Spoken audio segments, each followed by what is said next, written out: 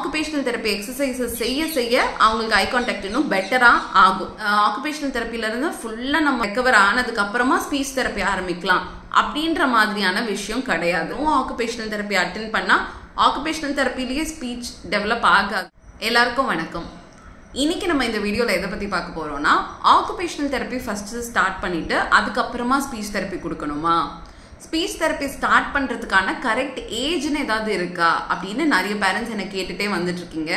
YouTube comment செக்ஷன்லயுமே இதை நிறைய பேர் கேட்டிருக்கீங்க அண்ட் நேர்ல கன்சல்டேஷனுக்கு வர பேரண்ட்ஸ்மே இதை கேட்டிருக்கீங்க. இதை எக்ஸ்பிளைன் பண்ணி தான் இந்த வீடியோல நான் டீட்டெயில்டா பேச போறேன். ஸோ இந்த டவுட் உங்க மைண்ட்லயே ஓடிட்டு இருக்குன்னா கட்டாயமா இந்த வீடியோவை ஃபுல்லா பாருங்க. உங்களுக்கு தேவையான எல்லா இன்ஃபர்மேஷனுமே இந்த வீடியோல இருக்கும்.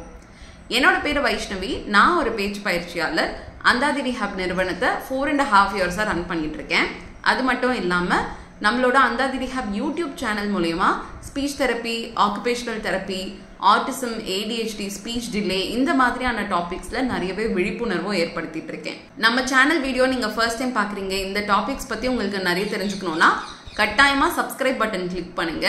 அப்பதான் நம்ம அடுத்தடுத்து போட போற வீடியோஸோட நோட்டிபிகேஷன் உங்களுக்கு வந்துடும்.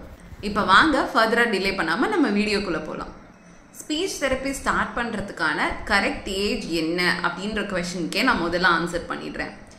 ஒருவேளை ஒரு குழந்தைக்கு ஸ்பீச் மைல்ஸ்டோன்ஸ் டிலேடா இருக்கு அப்படின்னு நீங்க கண்டுபிடிச்சிருக்கீங்க அப்படின்னா இமீடியட்டா ஒரு ஆக்ஷன் எடுக்கிறது இம்பார்ட்டன்ட். ஸோ ஸ்பீச் மைல்ஸ்டோன்ஸ்னா என்ன அப்படின்னு பிரீஃபா சொல்லணும்னா, இந்த வயசுல குழந்தைகள் எந்தெந்த மாதிரியான வார்த்தைகள் பேசணும், எந்தெந்த மாதிரியான புரிதல் இருக்கணும், மொழி சார்ந்த புரிதல், நம்ம எந்த மாதிரி கேள்விகள் கேட்கும் போது அவங்களுக்கு புரிஞ்சு அதுக்கேற்ற மாதிரி ரெஸ்பாண்ட் பண்றது. ஸோ 1 வயசுல ஒரு குழந்தை எவ்வளோ பேசணும், 2 வயசுல ஒரு குழந்தை எவ்வளோ பேசணும் அப்படின்ற ஒரு பேசிக் சார்ட். ஸோ மைல்ஸ்டோன்ஸ் பத்தி உங்களுக்கு தெரிஞ்சுக்கணும் டீட்டெயில்டா அப்படின்னா ஆல்ரெடி நான் அதுக்கான ஒரு வீடியோ அப்லோட் பண்ணியிருக்கேன். 0ல இருந்து 5 இயர்ஸ்க்கு உண்டான மைல்ஸ்டோன்ஸ் என்னென்னு அந்த வீடியோவை நீங்க பார்த்தீங்கன்னா உங்களுக்கு எல்லா இன்ஃபர்மேஷனுமே இருக்கும். மைல்ஸ்டோன்ஸ் நீங்க தெரிஞ்சுக்கணும்னு நினைக்கிறீங்கன்னா கீழே கமெண்ட் செக்ஷன்ல மைல்ஸ்டோன்ஸ்னு கமெண்ட் பண்ணிடுங்க. அந்த வீடியோட லிங்கை நானே உங்களுக்கு பர்சனலா சென்ட் பண்ணிடுறேன். ஸோ இப்போ மைல்ஸ்டோன்ஸ் டிலேடா இருக்கு அப்படின்னு நம்ம கண்டுபிடிக்கிறோம்னு வச்சுக்கோங்களேன். ஒரு 2.5 வயசுக்குள்ளேயே நம்ம கண்டுபிடிச்சிட்டோம். ஒரு குழந்தைக்கு 2 வயசு ஆகுது ஆனா இன்னும் அந்த குழந்தை ஒரு வார்த்தை கூட பேச ஆரம்பிக்கல அப்படின்னா, ஸோ நம்ம ஃபர்ஸ்ட் ஸ்பீச் அசஸ்மெண்ட் பண்ணி பார்ப்போம். அந்த குழந்தை ஜெஸ்டர்ஸ், அதாவது கை அசைவுகள் ஆர் கை சைகைகள் மூலமா கம்யூனிகேட் பண்றாங்க அப்படின்னு இருந்துச்சுன்னா நாங்க யூஸ்வலா எங்களோட அந்தாதி ரிஹாப் கிளினிக்ல பேரண்ட் ட்ரைனிங் ப்ரோக்ராம் தான் சஜஸ்ட் பண்ணுவோம். அதாவது பெற்றோர்கள் குழந்தைகள் கிட்ட எந்த மாதிரி விளையாடணும், எந்த மாதிரி பேசணும்ன்றதுக்கான ட்ரைனிங் அதை நாங்க பேரண்ட்ஸ்க்கு கொடுப்போம். ஸோ இது கொடுக்கறதன் மூலயமாவே நிறைய இம்ப்ரூவ்மெண்ட் வந்திருக்கு. நாங்க ஓவர் தி இயர்ஸ் நிறைய பேரண்ட்ஸ்க்கு இதை நாங்க பார்த்துருக்கோம் அண்ட் சில்ட்ரனுமே சூப்பரா அது மூலயமா இம்ப்ரூவ் ஆகுறாங்க. ஸோ இந்த பேரண்ட் ட்ரைனிங் ப்ரோக்ராம் நாங்கள் எப்போ சஜஸ்ட் பண்ணுவோம்னா, குழந்தைகள் கை அசைவுகள்லாம் பண்ணுறாங்க, ஜெஸ்டர்ஸ் பண்ணுறாங்க, ஐ கான்டாக்ட் நல்லா இருக்கு, ஓரளவுக்கு பேர் கூப்பிட்டா திரும்புறாங்க, இந்த மாதிரியான சூழலில் வெறும் பேரண்ட் ட்ரைனிங் ப்ரோக்ராம் சஜஸ்ட் பண்ணுவோம். இது ரைட் ஃப்ரம் ஒரு 18 மாதம் அந்த குழந்தையிலிருந்தே ஸ்பீச் மைல்ஸ்டோன்ஸ் டிலேடா இருந்தால் இந்த ப்ரோக்ராம் சஜஸ்ட் பண்ணுவோம்.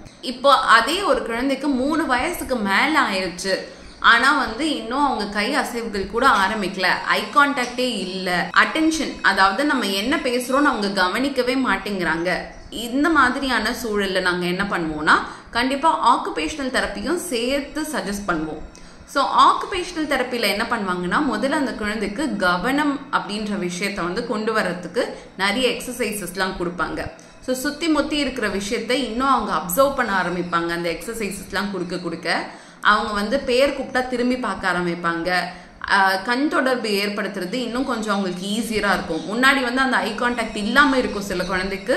அப்புறம் ஆக்குபேஷனல் தெரப்பி எக்ஸசைசஸ் செய்ய அவங்களுக்கு ஐ கான்டாக்ட் இன்னும் பெட்டரா ஆகும். ஸோ நான் ப்ரீவியஸாவே நிறைய இடங்கள்ல சொல்லியிருப்பேன், ஏர்லி இன்டர்வென்ஷன் ரொம்ப இம்பார்ட்டன்ட் அப்படின்ற விஷயத்த. ஸோ ஏர்லி இன்டர்வென்ஷன் அப்படிங்கிறது என்னன்னா, சீக்கிரமா கண்டறிஞ்சு சீக்கிரமா நம்ம ஒரு ஆக்ஷன் எடுக்கும் போது நல்லாவே அதுக்கு பெனிஃபிட் இருக்குன்னு நிறைய ரிசர்ச் சொல்லுது. ஸோ இப்போ ஒரு குழந்தைக்கு கவனமே இல்லை அப்படின்னும் போது ஆக்குபேஷனல் தெரப்பியில தான் ஸ்டார்ட் பண்ணணும், அதுல எந்த சந்தேகமுமே இல்லை. ஸோ நாங்கள் யூஸ்வலாக எங்கள் கிளினிக்ல ஃபாலோ பண்ணுற விஷயம் என்னன்னா, அட்லீஸ்ட் ஒரு கப்புள் ஆஃப் வீக்ஸ் ஒரு அந்த குழந்தைய பொறுத்து அகைன். ஸோ ஒரு குழந்தைக்கு சுத்தமாக கவனம் இல்லை, நிறைய ஓடிட்டே இருக்காங்க அப்படின்னா ஒரு 2-3 வாரம் முதல்ல வெறும் ஆக்குபேஷனல் தெரப்பி கொடுத்து கொஞ்சம் அவங்களுக்கு ரெகுலேஷன் வருதா, சென்சரி ரெகுலேஷன் ஆகுதா அப்படின்ற மாதிரி பார்ப்போம். பட் சில குழந்தைக்கு வந்து வெறும் ஆக்குபேஷனல் தெரப்பி கொடுக்கணுன்ற அவசியம் இருக்காது. ஏன்னா அந்த குழந்தைக்கு வந்து கவனசிதறல் இருக்கும், பட் ரொம்ப ஜாஸ்தியா இருக்காது. ஸோ அந்த குழந்தைகளுக்கு occupational therapy and speech therapy ரெண்டுமே சைமல்டேனியஸாக ஆரம்பிச்சிடுவோம். ஸோ இது அகெயின் அந்த குழந்தையோட பொசிஷன் எப்படி இருக்கு, அந்த குழந்தையோட கவனிக்கிற தன்மை, அந்த குழந்தையோட ஹைப்பர் ஆக்டிவிட்டி, இந்த மாதிரி விஷயங்கள்லாம் எப்படி இருக்குன்றத பேஸ் பண்ணி நாங்கள் சஜஸ்ட் பண்ணுவோம். பட் என்ன இருந்தாலும் ஆக்குபேஷனல் தெரப்பி மட்டும் ஒரு வருஷம் அட்டென்ட் பண்ணுங்க. அதுக்கப்புறமா ஆக்குபேஷனல் தெரப்பில இருந்து ஃபுல்லா நம்ம ரெக்கவர் ஆனதுக்கு அப்புறமா ஸ்பீச் தெரப்பி ஆரம்பிக்கலாம் அப்படின்ற மாதிரியான விஷயம் கிடையாது.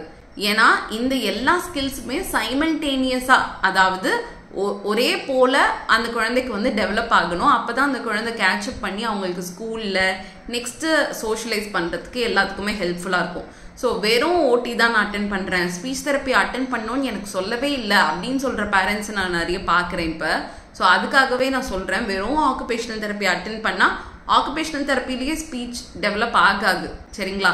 ஸோ ஆக்குபேஷனல் தெரப்பியில கவனம் அதுதான் கொண்டு வருவாங்க. சைமல்டேனியஸா பேச்சு பயிற்சியுமே அட்டென்ட் பண்றது ரொம்ப ரொம்ப அவசியம். ஏன்னா இப்போ ஆன் த அதர் ஹேண்ட் ஒரு டிபிக்லி டெவலப்பிங் குழந்தை எடுத்துக்கிட்டோம்னு வச்சுக்கோங்களேன், ஸ்பீச் டிலே ஆட்டிசம் ஸ்பெக்ட்ரம்ல இருக்கிற குழந்தைகளுக்கு தான் இப்போ நம்ம டிஸ்கஸ் பண்ணிருக்கோம். இப்போ நார்மலா டெவலப் ஆயிட்டு இருக்க ஒரு குழந்தை எடுத்துக்கிட்டோம்னா அந்த குழந்தைக்கு தனியா நிக்கிறதுக்கு, நடக்கிறதுக்கு, பேசுறதுக்கு நம்ம தனித்தனியா ஃபோக்கஸ் பண்ணி ஒன்னா நெக்ஸ்ட் இது நெக்ஸ்ட் அது அப்படின்னு நம்ம சொல்லி கொடுக்கறது இல்லை. அந்த குழந்தை நிற்கும் போதே வந்து பேசவும் கத்துக்கும், பேசும்போதே அப்படியே நெக்ஸ்ட் அப்படியே விளையாடவும் கத்துக்கும். அது அப்படியே சைமல்டேனியஸா நடக்கும். ஃபர்ஸ்ட் இது முடிச்சதுக்கு அப்புறம் இது அப்படின்ற மாதிரி நம்ம மூவ் பண்ண மாட்டோம் இல்லையா? அதே ஃபேஷன்ல தான் நம்ம இதையும் எடுக்கணும்.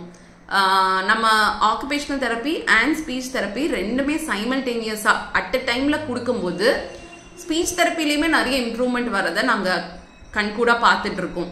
ஸோ வெறும் ஓட்டிலாம் அவன் செட்டில் ஆகட்டும் ரொம்ப வெயிட் பண்ணுறதன் மூலமா நம்ம அந்த கோல்டன் பீரியடான ஏர்லி இன்டர்வென்ஷனை தான் லூஸ் பண்ணுறோம். ஸோ ஏர்லி இன்டர்வென்ஷன், அதாவது 3 வயசுக்குள்ளேயே நம்ம கண்டறிஞ்சு அதுக்கு உண்டான ஸ்டெப்ஸ் எடுக்கும்போது நல்ல ப்ரோக்ரஸ் இருக்கும். ஸோ அப்போ வெறும் ஒரு தெரப்பியை மட்டும் ஃபோக்கஸ் பண்ணி நீங்கள் வேஸ்ட் பண்ண வேண்டாம் டைமு. ஏன்னா அந்த டைம் வந்து ரொம்ப ரொம்ப ப்ரெஷியஸ். ஸோ அந்த டைம்லேயே 2 தெரப்பியுமே அந்த குழந்தைக்கு அவசியம் இருந்தால் அது ரெண்டுத்தையுமே சைமல்டேனியஸாக கொடுத்தோன்னா நல்லாவே இம்ப்ரூவ்மெண்ட் இருக்கும் அப்படின்றது தான் வந்து நான் இங்கே கிளியராக சொல்லணும் அப்படின்னு விரும்புகிற பாயிண்ட். இந்த கட்டம் வரைக்கும் இந்த வீடியோவை பார்த்ததுக்கு ரொம்ப ரொம்ப நன்றி. உங்களுக்கு இது சம்பந்தமான வேற ஏதாவது டவுட்ஸ் இருந்ததுன்னா மறக்காம கீழே கமெண்ட் செக்ஷன்ல பதிவு பண்ணுங்க. உங்க எல்லாரோட கமெண்ட்ஸுமே நான் பார்த்துட்டே இருக்கேன் அண்ட் அதுக்கான விடைகளையுமே நான் கொடுத்துட்டு இருக்கேன். வேற ஏதாவது ஸ்பெசிஃபிக் டாபிக்ல நான் பேசணும் அப்படின்னு நீங்க நினைச்சீங்கன்னா அதையுமே கீழே கமெண்ட் செக்ஷன்ல பதிவு பண்ணுங்க. நான் கட்டாயமா அதை பத்தியுமே பேசி வீடியோ அப்லோட் பண்றேன். நம்ம அந்தாதி ரீஹாப் சேனலுக்கு நீங்க கொடுத்துட்டு இருக்க ஆதரவுக்கு ரொம்ப ரொம்ப நன்றி. ஏன்னா ஸ்பீச் டிலே பத்தி, ஆட்டிசம் ஸ்பெக்ட்ரம் பத்தி நிறைய ஆத்தென்டிக்கான இன்ஃபர்மேஷன் இல்லை அப்படின்ற நோக்கத்துல தான் இந்த சேனல் நம்ம ஆரம்பிச்சோம்.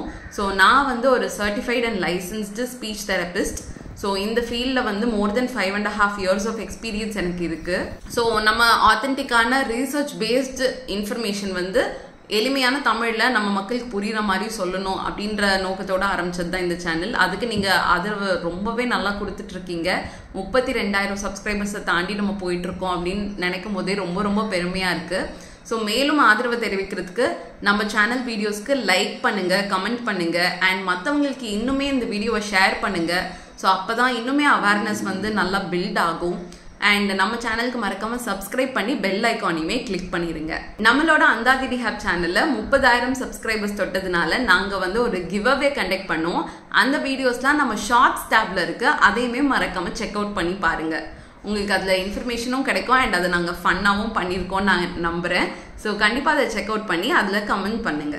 கூடுதலாக உங்களுக்கு இன்னும் சப்போர்ட் தெரிவிக்கணும் அப்படின்னு ஆசை இருந்துச்சுன்னா நம்ம சேனலோட மெம்பர்ஷிப்ஸ் நீங்கள் வாங்கலாம்.